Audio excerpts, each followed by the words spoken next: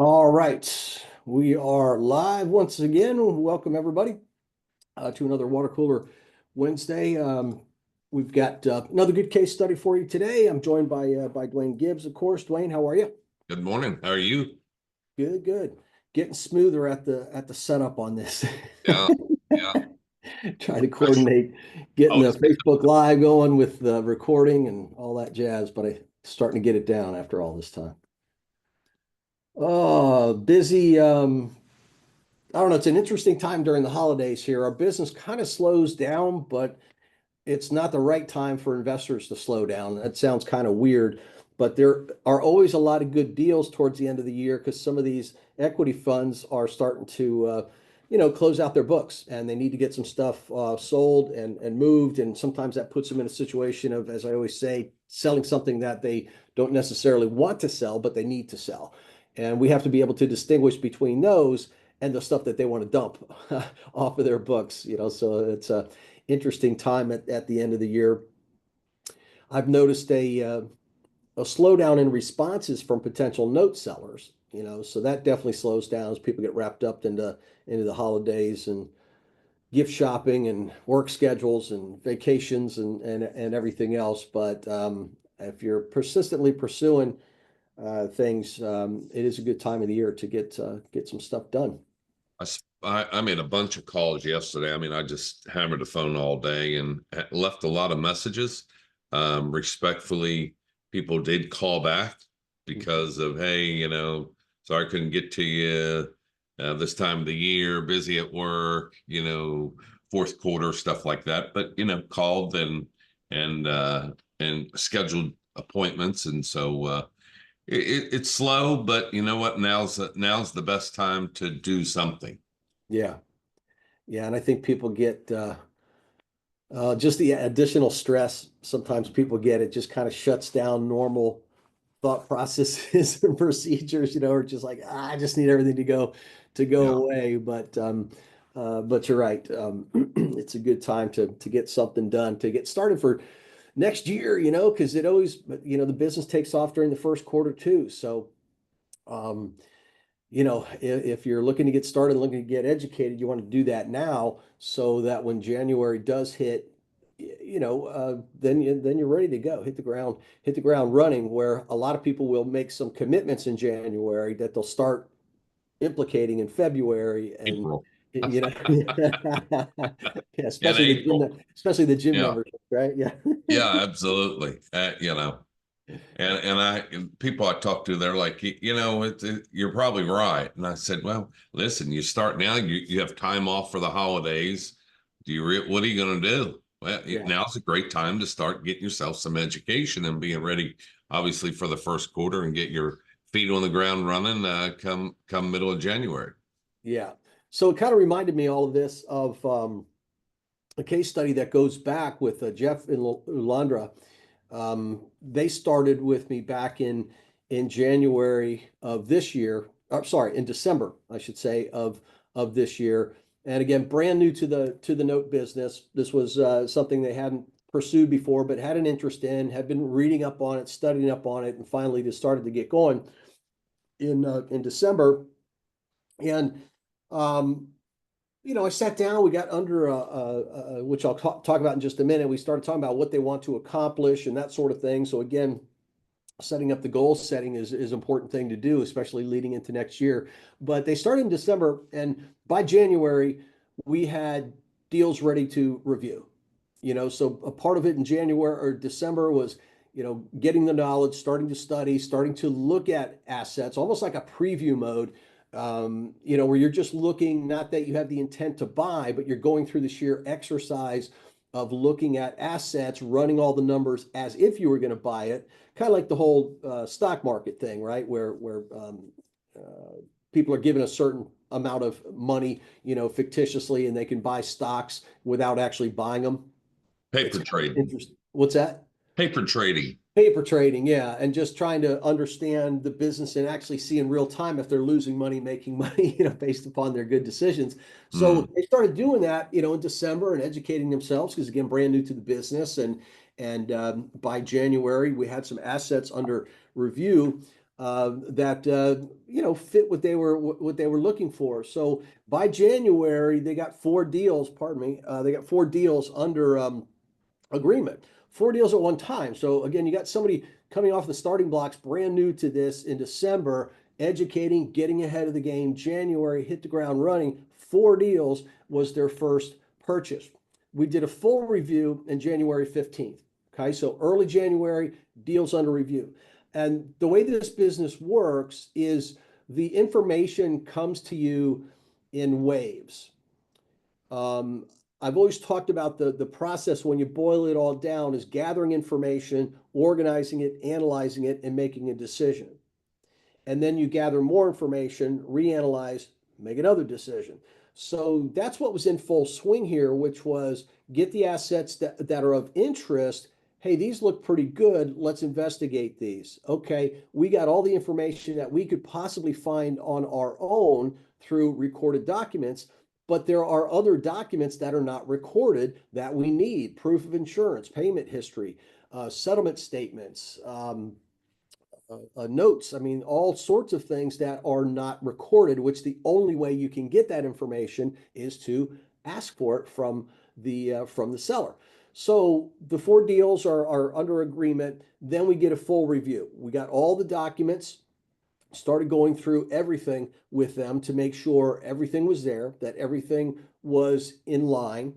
There were no breaks in the chain of ownership of the note, of the mortgage, of the deed, of the property. And that's so important to do because that prevents problems down the road. There's been times when people have gotten lucky where they just say, hey, I know enough about mortgages or I know enough about real estate where I'll just jump in and buy a note. It doesn't look that hard.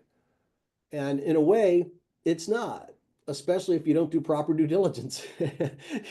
So it's easy to get into, but the problem is those same people are going to get bitten by the snake, if you will, because they didn't do the proper due diligence. Maybe not right away, but down the road when things go wrong. Yes. Yeah. That's when the train wheels come off the train. And then they go, well, what the heck happened? It's like, well, you made that mistake a year ago when you bought this note. You just didn't realize it because the people were paying for that period of time. So it's not the proper way to do a business or an investment. So went ahead and moved on to the closing. They utilized their self-directed IRAs, by the way, and on average, they're making 15% tax-free. So, a couple of things in just that part of the story is if properly trained and properly guided, they couldn't have done this on their own. I worked with them every step of the way. And let's face it, no book and tape program, no online training course can walk you through every aspect of a deal because there's uniqueness to each of these deals, especially if you're looking at 4 deals at one time. There's a lot of moving parts going on there, and you would need a lot more guidance. So with that, I was able to get them through in a pretty darn quick period of time. I think the whole thing, December, they probably got started mid-month. So by January 15th, full review, and the closing was shortly after that. It can happen very quickly. I don't recommend, if you're flying solo and you don't know anything about the business, I do not recommend that you move that quickly because, again, you're going to get burned. There's just certain things that you haven't seen, that you haven't been exposed before. And that's when the details become important. So, Dwayne, as you know, when we start these one-on-one sessions, there's got to be an initial interview, and I would tell this to any beginning investor. There's a lot of things that you can do in this business. There's a lot of different directions that you can go in this business. It's kind of like saying, okay, I want to get involved in real estate. Okay, what kind of real estate? Right. You know what I mean? It's like there's so many different There's so many aspects of facets. Yeah. real estate. It's like, Yeah. what do you mean you're getting into real estate? You got to be more specific. You're getting into residential, you're getting into land, you're getting into commercial, you're brokering, you're buying, you're facilitating, you're putting together a fund. Are you investing? Are you managing? I mean, the list goes on and on and on. And real estate notes is a part of that real estate umbrella, but it's also in a way its own umbrella. I mean, there's so many different ways that you can go in the note business. you got to zero it in, Yes, otherwise you're spinning your wheels, right? absolutely. And so when I talk to students, I ask them that exact question. What direction are you looking to go? You trying to create fee income? Do you have capital to where you're looking to put this into your IRA, or you're into your business? Are you trying to create fee income and broker deals? Do you want to buy partials? Do you want to sell partials? What's all that look like? And so I think, initially it's a lot for them when we talk. And I always tell them, I kind of give them a 50,000-foot view.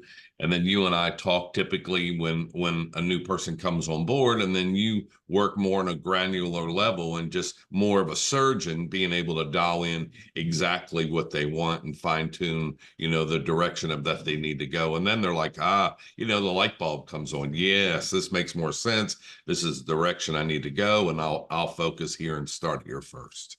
Yeah.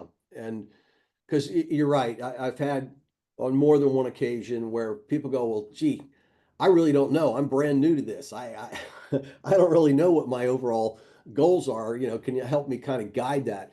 And that's where these other questions start to come into play. Like, well, what's your risk tolerance? Do you find yourself very conservative? Do you find yourself aggressive? Where are you on that spectrum? Because that one question will start to put you in categories as well. I mean, if you're a very low risk tolerance, it automatically puts you into performing notes. So non-performing notes is kind of out of the question uh, um, at that time. Now, maybe your risk tolerance changes, of course, over time. But in the beginning, if you're going, hey, I'm adverse to risk. I want to do something low. Okay, great. That puts us away from the more aggressive tactic, and that's fine. That takes from all of this we can look at to this. Well, what about your starting capital? How much money and again, your starting capital can be different than your overall capital. It's what do you want to put in that initial note? What's your comfort level with that? If it's $10,000, okay, we can start to look at that. And I'm going to tell somebody we're going to need a little more patience. There's not as many notes at the 10,000 level as there are at higher levels. If you're at the 30,000 level, great. We have plenty of inventory. 50, great. We have plenty of inventory. 100,000, great. We've got plenty of inventory and probably less competition at that level as well. So there's different spectrums just on that when you're looking at starting capital. And it Yeah. makes sense to me. Don't think of your starting capital as your overall capital. Just say, well, I've got 100 grand to invest, so I guess that's my starting deal. It doesn't have to be that's what you put in all in one deal. We can break that into three notes, something like that, and have you diversify a little bit. So think in terms of that, how much you're willing to invest. The time is a question as well. I have some clients that are in my elite program where time is just something they don't have right now. They have plenty of capital to invest. They've got the willingness to invest. They understand the business, but they just don't have the time to look at deals and get the deals and all that. So in the elite program, I do that for them, right? I replace that time factor for them by searching for deals that fit them.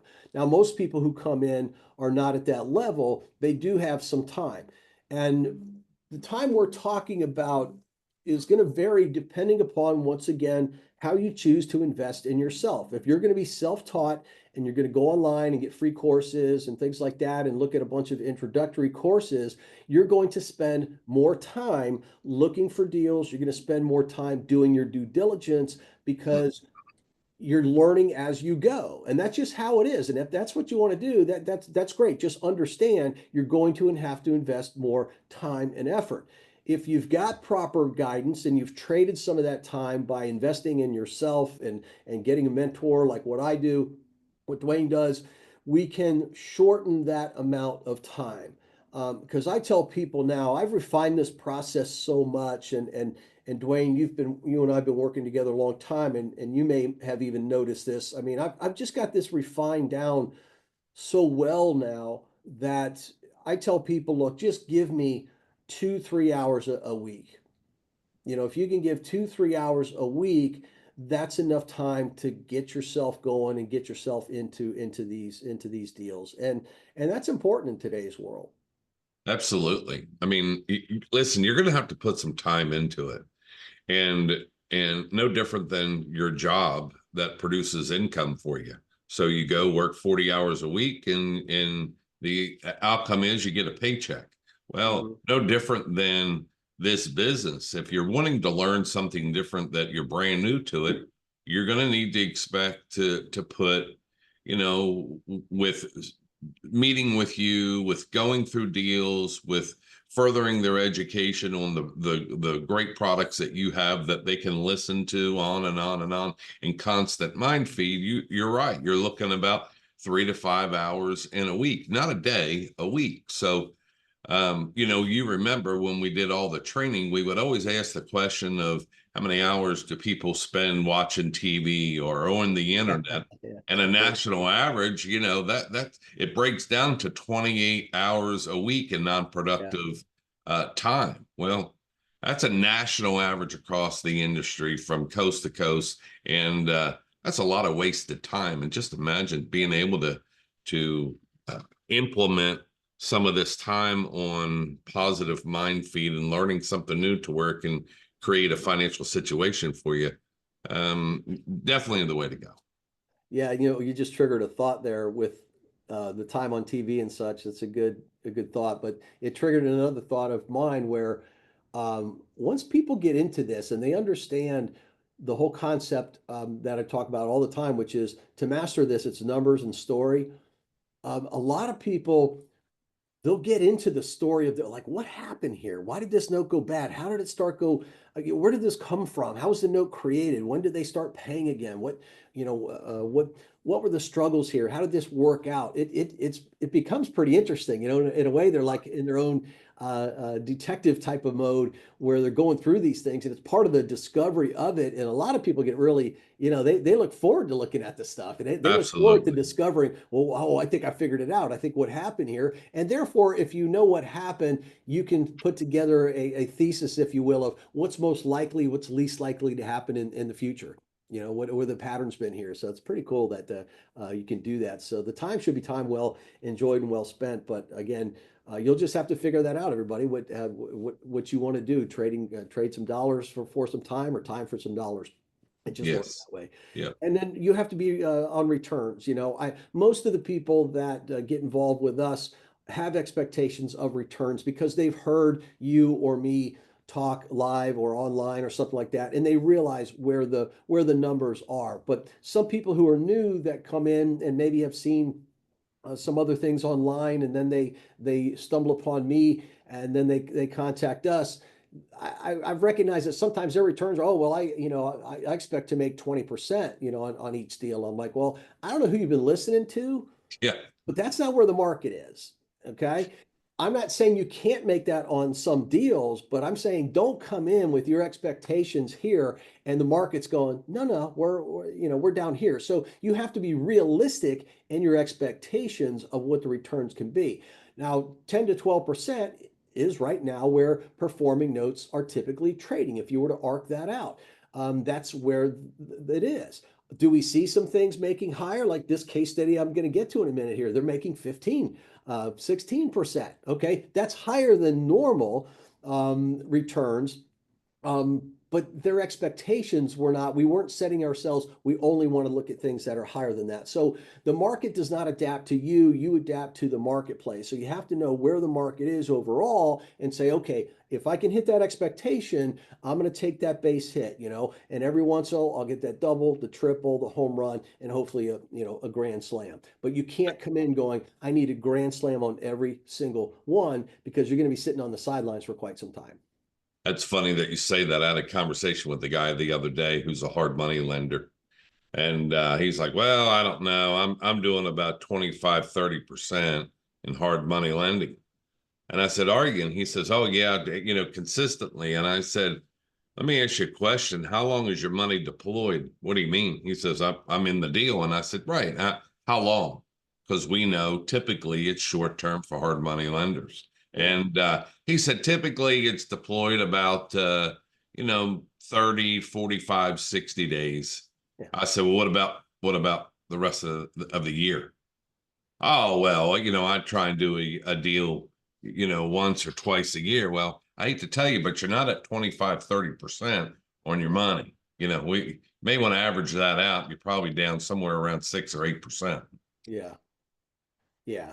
And so, yeah, returns again, just understand where the market is. And I mean, again, I can't fathom, people turning their nose up at 10 to 12% secured by something that's worth 2 or 3 times more. I'm like, where else are you getting Absolutely. that? Where else are you getting that deal with that kind of risk? Can people make that trade in stock and trade in options and all that? Sure, but they can also lose, all of their money at the same time. And in this, we've got something of collateral.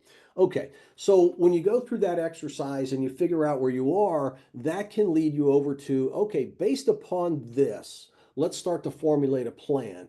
And in the plan, we start to look at investment ratios that measure your risk, that measure your reward, that measure your discount. We look at what inventory sources might be the best for you, because the sources you look at might be different than the ones that I would look at, simply because of the complexity or the nature of the risk tolerance involved within it. And then we can start to find deals and then deal reviews, and that's the overall process. So everything really starts with what's on the left side of your screen, those watching the video. The video is always posted, by the way, on YouTube. I also put the audio only on my podcast, Real Estate Without Renters. You can find it there. You can find the YouTube channel. Just search my name in YouTube, Kevin Shortell, and go to the YouTube channel. You'll find it there as well. So that's what Where leads. are you not, Kevin? You're everywhere. Every time I go on the internet, there's Kevin. Yeah, yeah, you'll find me on X and Facebook, Instagram, doing my tip of the days, which I got to do one today. I'll get out there in the. I'll probably. I don't know. It's getting pretty windy. I'll probably Better be grab, standing bet I was going somewhere to say, doing grab your rain jacket and your it. umbrella. Yeah. So starting with the goals and leading up to that, that's what gets you to the investment ratio. That's what points you in the direction you go. That way you can take it from big picture down to this. Boom. This is all we're going to focus on, at least for the first deal or two. Again, everything can change after that. And Dwayne have seen people, we've been doing this for a long time, and we've seen people's risk tolerance change over the year. We've seen the returns that they get, the strategies that they use. We've seen that change over time. We've seen very conservative people go to another extreme, just going like, yeah, I've been there, done that, I can handle that. So those things will change over time, but you got to get started. So it's important to zero in on that. So with that in mind, with this couple, we started looking at some inventory. We had a special inventory tape. Now, I call it special inventory because this was inventory from an equity fund that will sell this to the public at large, but they come to us first. They come to us first because we've got well-educated, well-trained clients that are looking to buy assets, and that's who they want. There's one thing in this business that drives these equity firm nuts or tire kickers. So if you're new to the business and you come in and you make offers on deals and you back out of those deals before you close on it, it is noted by them. In fact, you do that once without a legitimate reason. Okay. If you back out of a deal without a legitimate reason with these companies, they'll let you know the first time, hey, new in the business, I get it, but don't do that again. Because if you do it again, guess what? You don't get the list anymore. They're not coming to you anymore. Why? Because you're wasting their time. It's kind of like if you had a house for sale and somebody said, hey, I'm going to buy it. You take it off the market. You stop all of your marketing momentum. And then a month or two later, they go, oh, yeah, sorry, we changed our mind. Change your mind because, wow, well, we found something else down the street. We had a contract, you know.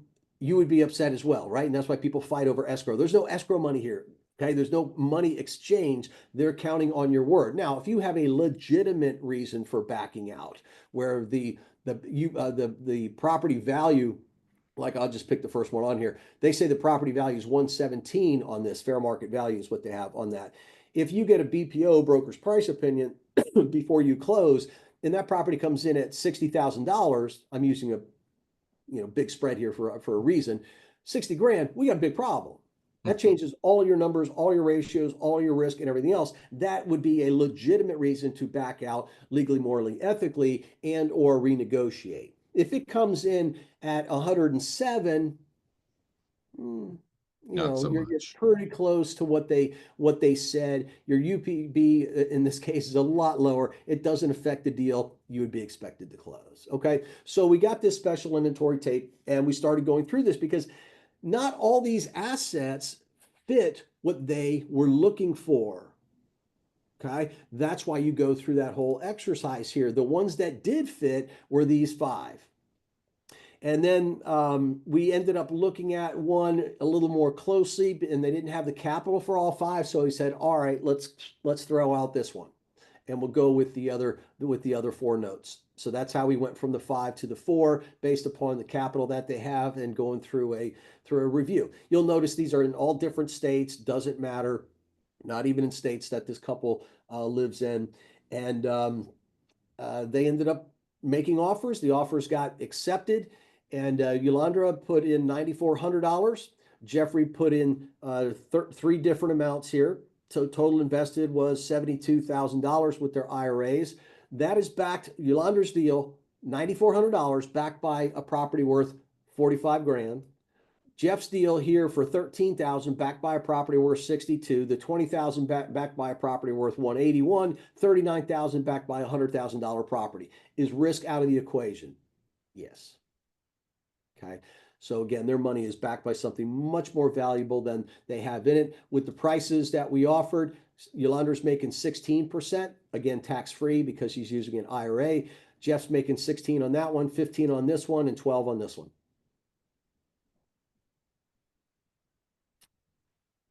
That's the name of the game.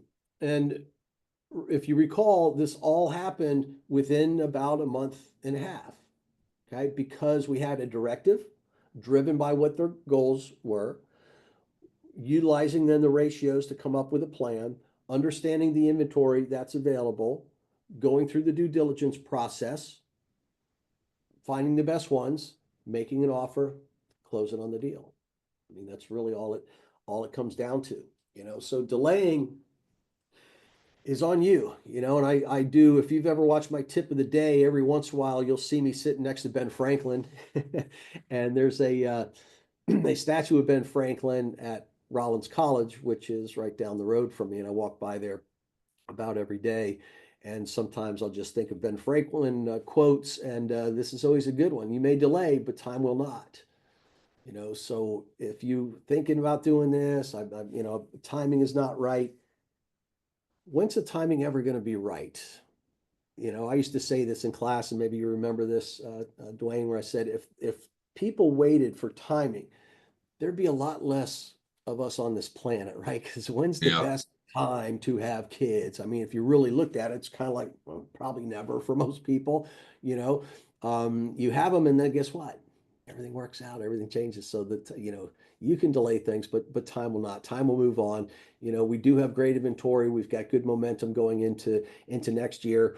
So if you're thinking about it, and you want to give yourself a nice thing to look forward to in 2025, strongly consider what we just talked about in this whole thing.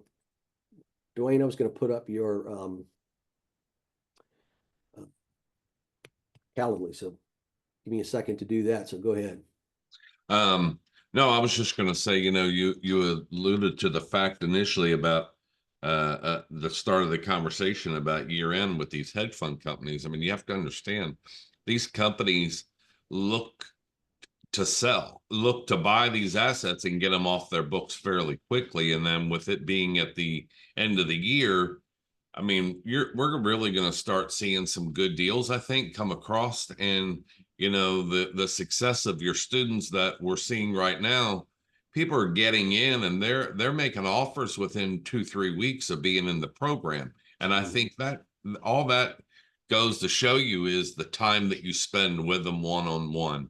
They're able to get educated a lot faster because they're not in such a huge group setting. And I'm not saying there's nothing wrong with a mastermind group or group settings, but really to hone in on what you're trying to accomplish is different than somebody else's, and being able to work with someone one-on-one and try and hone in on excuse me, on what is fitting right for you. You do a great job at that. And I just you know, as you know, over the years, we always talked about, hey, this is what others are doing, but this is really what I want. At the end of the day, this is what I want to be able to teach and help people hone in on being able to personally answer their questions and making them feel like they're getting what they want, not what somebody else's, it's what somebody else wants. Yeah. And I'll just make one comment on the masterminds. Go back and look up the original definition of a mastermind, everybody. Napoleon Hill came up with that Mm-hmm. way. It is not what people are calling a mastermind today. People in a mastermind today are selling memberships into a mastermind. They've got 20, 30, 40 people. Everybody gets to go up and talk about their business for 10 minutes or so, and then people give them input. That is not the definition of a mastermind. The definition of a mastermind, well, you can get the exact quote, but it goes along of two or more people with a definiteness of focus is what it comes down to. So a mastermind can be as small as two people, you and me, on either side of the computer, right? Working for what? A definiteness of purpose. What is the purpose? Your goals, what we just talked about. That's a true mastermind.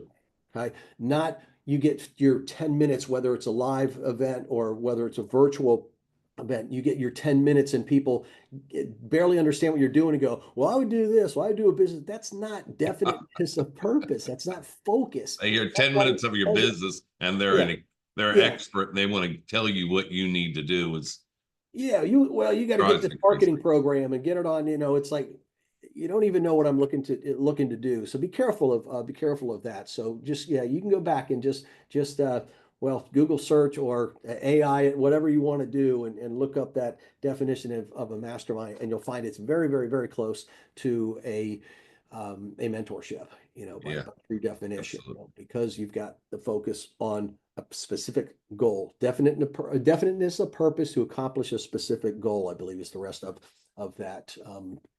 And I used to carry that around. It's probably over my briefcase over there. I keep a little booklet of Napoleon Hill. But anyhow, all right. Well, that's what we had for you today. Hope you enjoyed that and hope that inspired you and hope you have a wonderful Christmas and Happy New Year and hopefully be working with some of you real soon. Absolutely.